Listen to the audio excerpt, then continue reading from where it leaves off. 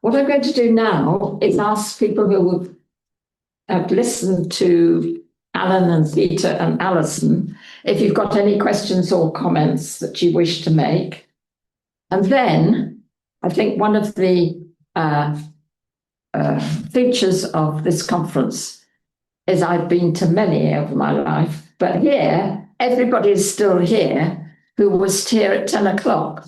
So when we've finished having questions and comments from to Peter and Alan and Alison, I'm going to ask each of you to identify a positive change that could take place. So, first of all, any questions or comments to the three speakers? Yeah, thank you. It seems to me that what Wales is doing is the way to go. Just from what I've heard just now. What I don't understand is why England seems so absolutely doggedly determined to hang on to grading. I don't know whether you can throw any light on that. Okay. I can't. Do you know? No. Okay, any other questions? Any idea why they're obsessed with grading? I think this is they don't want to see Ofsted as a major controversy. The Tories attacking them for lowering standards. The same reason why Woodhead wasn't sacked in whenever it is. It's don't touch the structure. Perfectly happy to do some reforms, but it is a genuine fear that it's another front that will be opened up by the Tories and others that Labour's bad on standards. Yeah, I think it's also, you're quite right, John. I think it's about not being seen to be soft on standards. You know, Bridget Phillipson is really worried that the right-wing press will leap on them if they do anything that looks like it's more liberal, and also is very convinced by parental surveys that are saying that they're not happy with schools at the moment. So, yeah. Did Wales have a hard time with that then, when they changed their approach? No, we didn't, did we? I deal with Eston on a weekly basis. Yeah. I think they're far from perfect. Yeah. And the fact that they still exist is a problem. However, I think there's some interesting things they've done. So the use of peer inspectors as part of it, but also I think it's to do with scale as well. Wales is a small place. And so I sit in meetings regularly with the chief inspector. You know, somebody in my position can have that sort of access. I meet with, we have local authority inspectors that I meet with on a termly basis. I think we're moving to a system whereby it's doing it sort of when Alan talked about interim inspections, they're done with the school. So you'll have two inspectors coming to the school for a couple of days, and they'll work with us in the local authority and the school. So it's done together. We'll go and do, as somebody mentioned earlier, a learning walk. We'll go and have a look. And it's this acceptance that learning is complex, it's nuanced, and just putting one word statement on it doesn't help. It's a nonsense. And I think we've kind of moved past that. But there is still a need, you know, the public still want this reassurance that our schools are doing okay. But we need to be far more sophisticated in how we evaluate learning in schools. Yeah, I wonder if there's a cultural difference between England and Scotland, Wales and Northern Ireland, because I worked in Scotland for some time, and when I got there, what struck me was the esteem in which the teachers were held and the professors from the universities, which directly contradicted what I'd been experiencing in England. Now, I don't know if that holds in Wales as well, but maybe I worked in Northern Ireland, and I've seen that kind of respect for the teacher, which I don't see within England. And if you've got that operating, then you've got a different zeitgeist to which to make policy. There's a whole push for schools as learning organisations, right. And just that language creates a slightly different culture. And so when we talk about evaluation, we talk about inquiry, right. About going and finding out. Let's have a look what's going well, what's not going well. How do we fix it? That's a different discussion to your unsatisfactory. Yeah. Yeah. Yeah, just quickly, I mean, when I first started teaching, it was a long time ago, teachers were respected. We were treated as professionals. Right. Now they're treated, the teachers are treated like workers on a conveyor belt, and that's really what it feels like to them. They're not any longer able to be creative, to be imaginative, or even to enjoy the experience because there's too much pressure. I wonder also, just two quick questions. When you say about the Welsh system, how long does an inspection take, and how many inspectors go in, say, to a middle-sized primary school? About 4 or 5 4 or 5 inspectors, yeah, How long? or 3 or 4 days. 3 or 4 days. It's quite a long time. Yeah. And the other question is why, or suggestions, why don't we ask the unions to pay this fee to get this system running? It's the 9,000 quid. I'm sure if you put a ballot out to the NEU, they'd all say, right, let's put the funds in. Yes, crowdfunding is definitely a possibility, if I can't get it from some others. No, but I mean, I think the unions are there to support this. And I think the unions could pay that money with just the drop of a hat. Okay. And we can get it moving. I'm talking to you later. Okay, I have no position in it, except I'm a union member. Right. Okay, John. Yeah, I just wanted to pick up on that. One of the I suppose the issues I have with the suggestion of a website is that it sounds like we're going to inspect the inspectors. Yeah. And if we think that inspection is not the route for schools, and inspection over 40 years has not made a difference in schools, Right. what evidence is there that inspecting the inspectors will make a difference to the inspectors? So my view is this, that inspection is beginning to show cracks. You can see it in this conference here. You can see it in what people are saying about elsewhere. And people are generally outraged by the present way forward. And I think that a little bit more pressure, a little bit of direct action, a little bit of observing and examining data will expose the problems for which they are, will make them clearer that those things that we already know about actually exist. And at the moment, it's just all this academic, it's whinging teachers, and so on. But if we start to get data, we can build up a case which then begins to crack the dam and the water will burst. Optimistic view. Yes.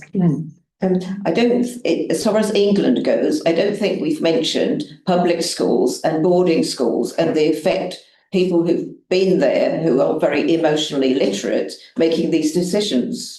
So how far can school inspectors get really good when decisions are made by these people who aren't in touch with what the sort of thing we're talking about? So we need to know the background of the inspectors. Factor that in. How many are ex-public school boards? I don't know. They'll be overrepresented. They will be overrepresented. Sorry, yes. Has that answered your question? Carl, and then Tom. I've been monitoring school exclusions for over 20 years, and England is an outlier in this. It is England's school exclusions are excessive compared with Wales, Scotland, and Northern Ireland. And I wonder whether there's an article I wrote, which was school exclusions, a scandal of school exclusions, the will to punish. And I wonder whether that is something that suffuses the inspection element. Yes. Yeah. Punishment. Yeah. You've got to have a stick. Absolutely. You've got to have a way of making them frightened Yes. to do the thing that you want them to do. Yeah. And this, so, instead of kicking kids out of school, you work with them, you do this, you support them in this way, you go to the families and so on, and to keep them in. And maybe we ought to be kicking Ofsted into touch by discrediting them hugely.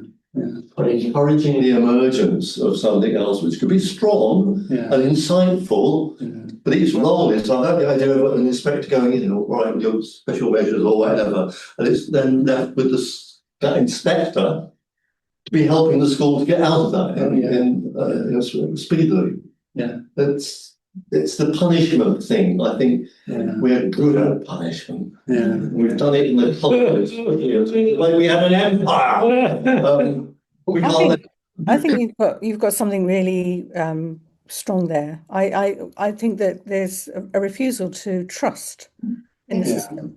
Yes. When we've looked at trying to plan for alternatives, whether it's with NAHT, NEU, with the Chartered College, all of it has to be based on trust and an expectation that as professionals, we want the schools to be the best places they can be, that we want to be continually improving, that's not the issue. The issue is that we don't want to be blamed. We don't want to be vilified. We don't want to be made to feel that if there's something that's not quite right with the school, that's somehow personally our individual faults, which, led to the terrible consequences with Ruth Perry.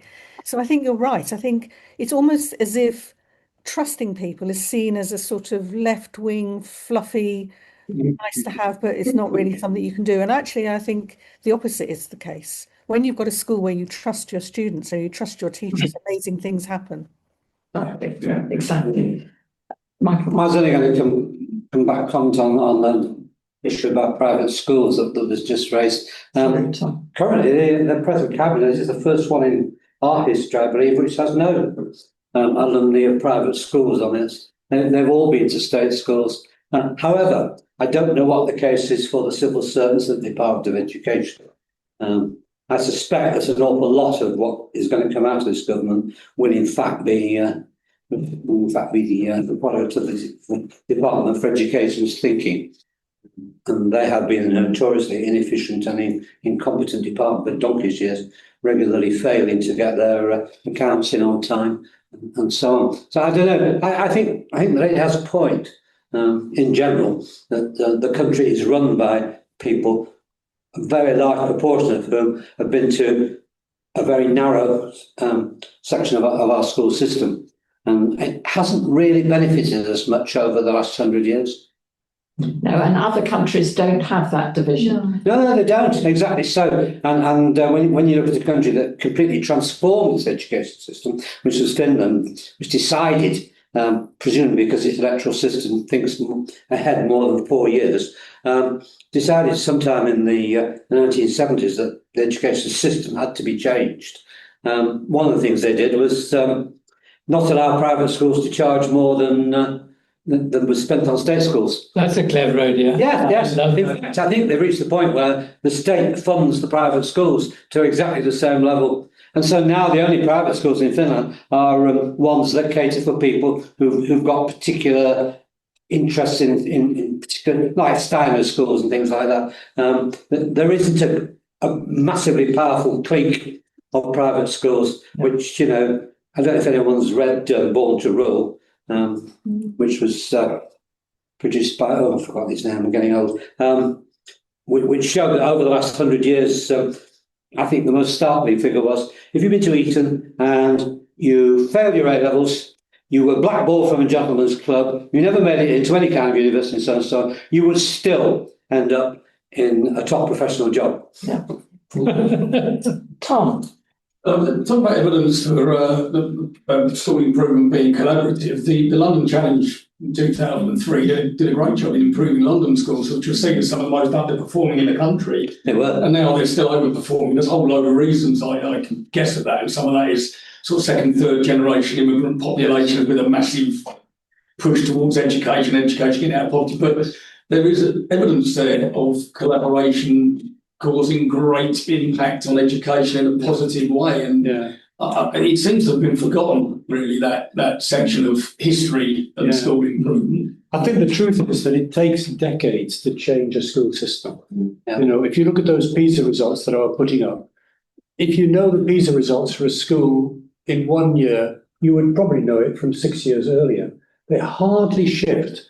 There have been slight changes. We took the earlier ones for reading, Tims and Pearls, for reading and maths. You would see a slight increase over time, but it's 0.02 of an effect size per year. It's tiny. So changing culture, changing society, changing schools is a long-term project. And the trouble is we get a newer government in, another government in, and things change. Our hope is the OECD and the international perspective. I'm sorry. I'm sort of brooding on this because it's about actually getting a hook and a handle into where the decisions are taken, etc., etc. And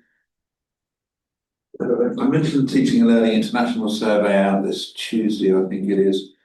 There is an argument for teacher organisations and the college with Alison and government inviting Schleicher and Phillipson to come and talk about Tallis, and then you got a hook to talk about how you actually relate to the profession in terms of teacher policy and the effect of the inspection on teacher self-efficacy, etc., etc. You've got a hook in there, actually. It comes back again to our view of ourselves, and as somebody said earlier, we kind of see ourselves as being the leaders and the best in the world. So what do we know? When Woodhead went to look at the Dutch inspectorate and he was asked after 2 weeks, what did you learn? He said, nothing. That's representative. That's typical. Of a kind of view of people. And what we do is go to Lesotho and Kenya and tell them how to run their systems. We don't get people in to look at running our system. Or if I go to Australia and speak, people are listening to everything we've been doing in England. But how many Australians do we get here to tell us what they've been doing? But they're doing interesting things. So, John, is there anybody online who wants to speak? Right, I'm going to ask Alan and Peter and Alison to do a brief sum up of this session, and then we're going to enable everybody in the conference to make a comment about from everything they've heard about what should happen. Alan, just sum up from. Sure. Yeah, I found both speeches informative, incisive, challenging. It was a joy to be part of this team of three. I've got nothing to add to what I want to say, except that one or two people, particularly that last chap, you thought we were doing all right. That was rather good. Yeah, okay. Okay, Peter? My view has shifted from, if we only did this, if we did that, if we changed that, things will be better. But all that I've heard is that it's just not working. And we need to do something more than write another paper, have another conference, listen to another speech. We need to do something, and that means direct action. Alison, are you still with us? Yes. I think you're right. I think there are cracks in the Ofsted system. I think they're right at the heart of Ofsted. So the work that Chartered College is going to be doing is to be encouraging our profession to take much more responsibility for doing what we think is right and evaluating our schools in the way that we think we're doing the best we can for our children, and play a much less emphasis on inspection. We've allowed them as a collective profession, we've allowed them to, direct the game, as it were, and I don't think they should anymore. But we need to look at the whole education system, because if you're inspecting a system which is not working, and it's not, then inevitably the inspections themselves will not be valid. The whole system needs to be changed. And unfortunately, I don't think the curriculum and assessment review, for example, is going to change anything. And the curriculum itself needs to change. So does the assessment system, because there's too much emphasis on assessment and not enough on enabling young people to grow and develop and learn, and for their own interests to be developed. So we have a top-down curriculum, a one-size-for-all inspection system, and it doesn't work. So I'm going to ask everybody here for a final comment, because this conference was about the future. We've had a very good, comprehensive overlook of what's happening. What do you think should happen now? Now, Peter has been very vocal about action, and he's absolutely right. We're not going to change anything without action, but it's got to be action which actually leads to improvement. So that's the open question to everyone. Carl, I think just wanted to say to you that you did a very good summary of the current system being punitive, so on, and then a summary of how it could be.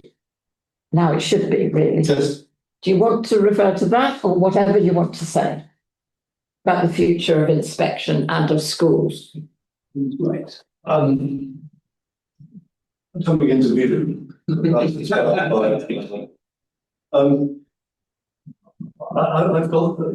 I'm cautiously optimistic that we could go forward. It needs to be direct action. I'm not quite sure how direct what the action should be, but we want Ofsted gone. Okay. We'll accept something else in its place, but it must be more collegial, it must draw on the profession, it must be supportive of the profession and make our schools joyful and improved Exactly. and sustainable in that state. Good. And we have to sell that somehow. We do. Market it. We do. Tom. You're a bit of a difficult act to follow, Carl. Right, I mean, I think it's quite clear that if you want school improvement, you've got to engage the people who are delivering the education, and that's one thing for me that's got to change. The school inspection, school improvement should actively involve teachers, students, everybody who works in a school towards a goal that's achievable and improves students' lives. Michael? Well, first of all, I agree with the implications of what John said earlier, that to improve our education system as a whole, we need a transformation of initial teachers training along the lines of more successful. As far as the present dilemma goes, that Ofsted is popular with parents, and I'm sure that's true. I was talking to a colleague here earlier. We were agreeing probably the best thing we could do to turn that round will be to find somebody to write a play equivalent to Mr. Jones versus the Post Office, in which actually brings to life. Yes, I don't know if Ken Loach is still making films, but I think that's the sort of thing that would actually work, because I don't think chucking facts and figures at the population works at all. It's water off a duck's back, isn't it? Yeah. And there's a doomsday scenario, of course, which is that if Ofsted continues along its present track, then the teaching profession will actually collapse, because the attrition rate currently in teaching is greater than the recruitment rate. Yes. And the Department for Education has not met its recruitment targets in most subjects now for something like 12 years. And we know that there is a huge attrition rate as teachers reach their mid-30s. And we have one of the youngest and least experienced teaching professions now in the OECD. Yeah. So there could be a kind of complete collapse followed by a phoenix arises in which life is better. Yeah. John, I want to go to the people online because so often they get left out. I'm coming to everybody before the end. If you could just take the people who... Okay, Carl. For many years, now Ofsted has a legacy of being responsible for very, very good teachers being treated very badly. A lot of whom I knew personally are now no longer in the profession, and the future has to be where that's and they were treated badly because what they were doing in their classrooms wasn't currently fashionable in what leaders thought Ofsted wanted. The future cannot be like that. We cannot have that future of using it as a means of treating people badly. I don't know whether I'm optimistic or not about the future, but something has got to change, and it's got to end. And I think there's been an awful lot of talk, and I think the word action is we need more and more of that. Absolutely. Can I? Versus Online wants to say something. Yeah, I'd like to say something if I may. I agree with you, Miriam, very much that it's not just that is to change, but it's the wider. It's the wider system as well, and indeed even beyond the school system, because I mentioned this morning, and I was really the issue is really, is there anything we can grab onto that may work and may help us to get some change? And I still think this thing that I mentioned this morning, I don't know much about this Labour Together organisation, but it's supposed to be very close to the government. And what they've been doing very recently is work on what they call devolution, which is not really devolution in the sense that most people think of it, Scotland, Wales, Northern Ireland and so on, but devolution within England. And in fact, I looked on the website after I mentioned it this morning, and they've produced two documents recently, last month, in fact, about things like, well, one title is A Progressive Case for State Reform. And one of the authors to that, in fact, the lead author is Peter Hyman, who I think was quite a well-known, has been quite a well-known school leader quite recently. And both these documents talk about the need to shift power away from the centre. One of them talks about there's too much control from the centre, and that there has been a radical experiment in extreme centralisation within our country. And I don't know if they, and another one saying putting real power in the hands of communities. And I think this was mentioned by Carl earlier. And I think that's a critical thing. If we start to get that kind of movement, then it will have a lot of implications. Now, whether that can be that's just going to be pushed aside, we don't know. But I think it'd be well worth organisations like CASE and others looking at those documents and looking at their potential implications for education. They're on this website, Labour Together, and they were produced in just the last months. Thank you, Ron, for that. Anybody else on? Can I just comment on Labour Together? Please do. Okay, sorry, I'll try and pick with camera as well. Labour Together were invited to contribute to last year's conference, which was on the academy systems and getting rid of the academy system and basically trying to restart a local education authority type system. And Labour Together declined the invitation. They were clear at that time that they were not interested in the education system and in changing the education system. So there seems to be a feeling within the party, or Labour Together is the dominant think tank in terms of this government. It does seem to be a feeling that in that think tank and also in the DFE that the system as it stands is not going to be changed. Yeah, and that it functions well enough for the moment. So, we were hopeful last year when we contacted Labour Together, but it's not an area of interest for you. But Graham Clayton. I think the conclusion from this conference is that it has to change. Is there anybody else online who wants to conclude? Oh, Graham, good. My old University Director of Studies once very kindly introduced me to an audience as the teacher's lawyer. And it was very flattering, probably untrue, but it certainly dictates the way in which I tend to approach things. And I am particularly interested in who's making rules, why are they making them, and who's going to enforce them. It's a big question that about what Ofsted is for. And I think we need to ask some fundamental questions. Do we really need an inspection system at all? Well, I realise just how big a question that is, but in order to try and find some answer to it, I turned to Ofsted itself, which declares its purpose as being to improve the lives of education and young people, of children and young people, by raising standards in education. My first reaction is that's not your job. That's not what you're for. You don't have the powers of enforcement of Ofsted in order to achieve that objective. The job of improving the lives of children and young people by raising standards of education is the purpose of the teaching profession. Yeah. And do we believe that teachers wish to succeed in what they do? Yes, of course we do. My experience at the NUT was the vast majority of teachers as professionals really do want to achieve what they set out to achieve when they chose to join the teaching profession. Theirs is the task of improving the lives of children by raising standards in education.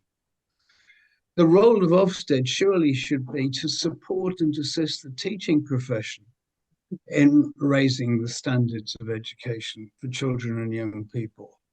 They shouldn't set themselves in this position above the teaching profession as discharging that improvement as their role. It should be support and assist teachers in discharging the role which they chose to fulfill when they entered the teaching profession. I listened to the session before lunch from people talking about their experience of Ofsted. And though I've heard it before, hearing it all articulated in one place actually made me feel quite angry.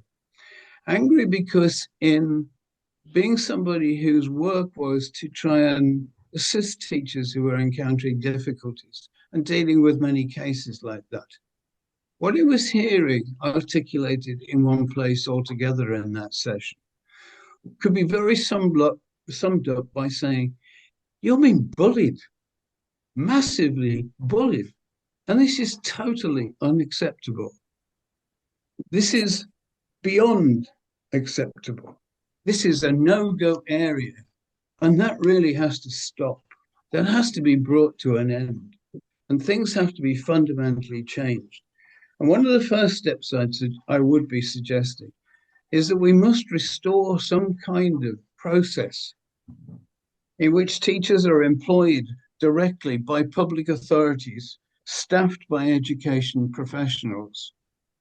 People who can work together and support teachers at their teams at public authority level, perhaps locally, perhaps regionally, but certainly a restoration of a relationship between teachers and clear employers who are staffed by education professionals. We must bring to an end this tyranny which bullies people in this way and makes them feel frightened to do the jobs that they're employed to do.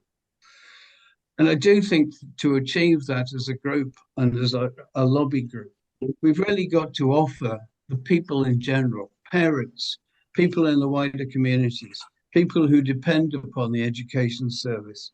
We must offer some clear way of assisting teachers and supporting schools to deliver their own professional endeavour.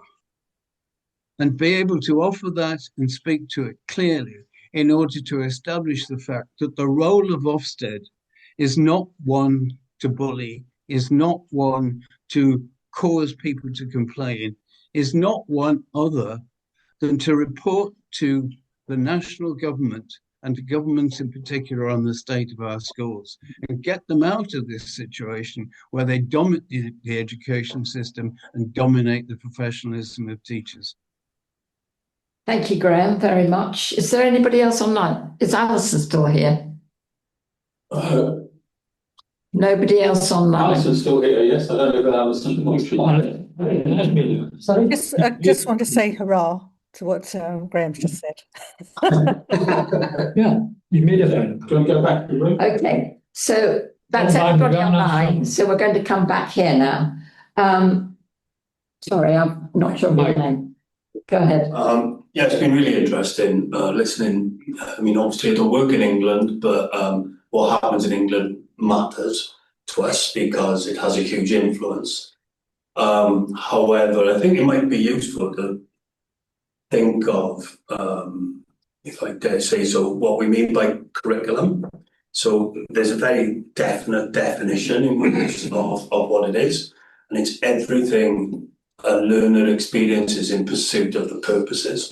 That's a very different way of thinking about learning and teaching, and the whole system has to move culturally to support that. Just changing one aspect of it, say the inspectorate or whatever it might be. And I think the point Peter made earlier about culture, that culture has to change, but it has to be aligned with policy. There has to be a policy, and then all the institutions and bodies have to shift over a long period of time to realise that. Thank you. Going to go to the front row. Would you like to speak? Yeah. One of the things that I think is teachers losing their fear, they're terrified. So the idea of shutting the school when it's Ofsted Day, well, they could open the school, but have like a Joe Littlewood fun palace for all the children instead, and not do SAPs, it's dreadful things. And also we could learn from not just Wales, but Scotland and Northern Ireland, perhaps. Yes, thank you. Yes. Clearly, many of these things are long term, and I think the thing I'm focusing on is long term because for me, we talk about the shift away from the centre, We talk about changing cultures. We talk about joyful learning, all of those things back to teacher training. A proper professional training would ensure that teachers had better agency, so they were better able to stand this kind of bullying, would make them more innovative, more creative, more confident about actually meeting children's needs, actually more confident about really understanding children's needs as well, because I think currently a lot of teachers, with the best will in the world, don't have a firm grasp of learning. And that seems to me fundamental. If you haven't got that, what are you doing? You're not teaching adequately. So for me, it's teacher training, and I know it's long term, but I think we have to look again at that. We used to have teacher training that was inspirational. We did indeed. But we don't anymore.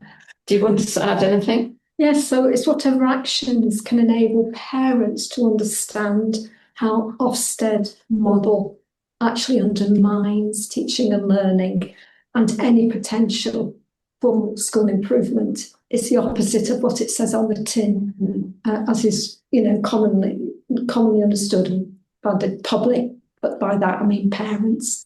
And absolutely to endorse what you say about initial teacher training and continuing professional development to give teachers back their agency and their professionalism to be able to explain that they do know what works best. Thank you. Terry, do you want to? Yeah, just quickly, I mean, Ofsted is popular with parents, but so is capital punishment. And, they both need to be explained away because they're not, either of them are logical and inhumane. But it's not totally down at the moment. And I know people are having a go, and I'm a member of the Labour Party as well as CASE, as well as the NEU. Things are not totally down. We have moved the Labour Party now through CASE and through campaigning to stop the automatic privatisation of schools. That's been taken away. They no longer have that power to do that. That's a big step actually for many people, and it's something that we should be proud of. And locally here in Greenwich case, we've been working with the local authority to put a stop initially to moves towards academisation, which is privatisation. Yes. And that's what the neoliberal things is about. It's about privatisation. And unless we work away at it, and it takes time, but we now have an understanding with the local authority here that that's not going to happen anymore. Now, we haven't managed to bring them back yet, but that will be the next stage. And I'm hoping, seeing the article in the NEU magazine this week in Liverpool, where they're actually making the council there a proposal to return schools to local authority controls. So things are not hopeless. It is possible, but it's bloody hard work. Right. John? Yeah, I mean, I agree with Terry, actually. I think what he's talking about, and I totally agree, is the question of how you get hold of policy levers, actually. And that's what interests me most. I'll pick up on that. It's below the radar, but it's a major achievement that those structural reforms in terms of academies have taken place, actually. And she's managed to do it with a minimum of, there has been groaning and moaning, but it hasn't been much. So it's an illustration of what you can do, and I completely agree with you. In terms of policy levers in relation to Ofsted, what struck me I think it was Mike's thing at the beginning about the various, or was it Peter's, the various proposals and work that's been done on alternatives with gym night, etc., etc. Lots and lots of work has been done on this. But there doesn't seem to have been the imaginative connection with a policy lever to get it to happen, to make it as a debate. And for me, the key issue is the effect of Ofsted and the punitive inspection system on the self-efficacy of teachers and head teachers. It is actually undermining performance and standards. That's what's happening. And it seems to me that if that's the case, then there has to be a shift to try and get the government to realise that its system is underperforming because of Ofsted. And that means actually looking at the international evidence, and Thales is a classic example of that, and getting Schleicher and various others along to talk about that. How do we actually move up from 11th on the piece of thing to whatever? I will actually be coming out next year against 26. I don't know if Alan, you want to say anything? So, you know, it's policy levers we need to be looking at. Right. Do you want to say anything? No. You want to say anything final? Finished. I do think we need action. John, I was going to ask you as co-chair of CASE whether you want to say anything. Thank you. I do, but not as co-chair as case necessary, but a couple of other ideas about direct action. I just want to very quickly share the screen. One of the things CASE did a year or so ago was produce this website, fragmentedschoolsystem.org.uk. And the idea is that we don't really know how the academy system is breaking up the system as we understand it. So, for instance, we can go by local authority or parliamentary constituency. We might take parliamentary consistency, like, for instance, Ashfield. It's there. Ashfield underline, let's go there. Okay. So what it shows me is how many academy schools there are, how many local authority schools there are, how many kids there, and so on. The intention being that there's an informed discussion and it shows you just what the situation is. And you know, we are generally, people are uninformed about how school system is being broken up. So whether one potential would be to try and produce something like that along the lines of Ofsted outcomes alongside deprivation.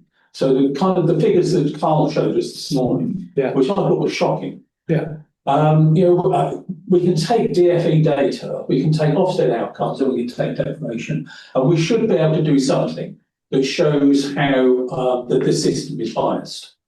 The other suggestion for direct action is actually not mine, but Carl's. And that's the idea of perhaps performing inspections as we would like to see them performed. I don't know if it's something that whether the College of Teachers could pick up, or an HST or ASCL. But the idea being that we create a framework that and a method, and we demonstrate how it could be done different. Instead of simply saying it should be different, we show them what it could be. And you know, it would be a lot of work. But at the same time, I think there is the strength of feeling that people would be prepared to put that work in and say that, you know, this system is wrong, but there is a better way of doing it. And here's the template. Here are some ideas for starting that discussion. Thank you. Just going back to fragmentation, I think we find on that Essex has 98 providers, if you'd like to look up Essex. Yeah. That's how divisive the whole system is, which is completely ridiculous. Yeah. 2,200 academy trusts, many of which only have one school, regional directors, 8 of them, the DFE, and many, many trust CEOs paid huge salaries. That is a summary of our current system. And Ofsted, from this whole discussion, is not respected, not trusted, and is not helping to improve the education system. So we have to act. We've had several ideas of what could be done. Michael very kindly is going to write up this conference. We've recorded everything that's been said, and I'd like to thank all the speakers for their contributions. They've clearly done put a lot of thought and research into what they've said. We'll try and bring together all the ideas into some document that we can then promote and disseminate. That's the idea. We need change now. Therefore, we have to work at this. And I think change and action, as Peter says, is more important even than producing more documents, more papers, more books, more research, more academic information, because governments, politicians, the people who make the changes do not listen, do not read, and you have to keep it very short and very powerful. So that's what we've got to work at. So I just want to thank absolutely everybody who's come to the conference, everybody who's contributed, because you've all contributed, and we'll bring it all together. We've got a big action to do here. Case has, but we'll have to do it. So thank you, everybody, very, very much indeed. And Thank you to the Vice Chair. Something really Thank you. Thank you. Thank you for staying to the bitter end. Right.